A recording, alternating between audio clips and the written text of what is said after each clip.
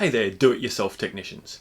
Have you ever been stuck outside Wi-Fi range but with a device like an iPad or a laptop that's Wi-Fi only and not able to connect? You can connect on your phone, but it's too small or doesn't have the program on it that you need at the time. Well, I have a solution for you, and it's called hotspotting. Hotspots have been around for several years now, although various carriers and phone combinations sometimes wouldn't allow it.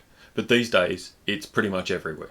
What you can do is set up a setting on your phone that allows it to take the incoming 3 or 4 or even 5G signal, and then it radiates out from here as a Wi-Fi connection that your laptop or iPad or other tablet can connect to.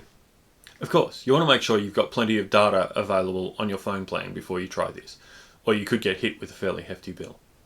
There's actually specific hardware devices that will do this too, like this one from Telstra, although it's made by Netgear. But realistically, you don't need them all that often. Usually, your phone is perfect. On the iPhone, it's as simple as going to the Settings app, scrolling down to Personal Hotspot, and turning it on.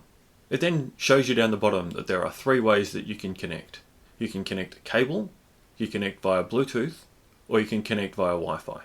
Wi-Fi is probably the easiest way to do this, unless you're on a desktop computer that doesn't have a Wi-Fi connection, and then it's probably best to do it by a cable.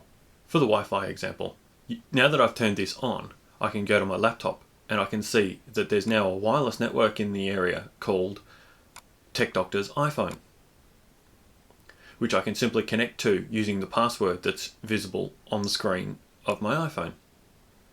It's worth noting that this can be fairly harsh on the iPhone's battery, and it does run down quite quickly, so it's best to keep it plugged in as well.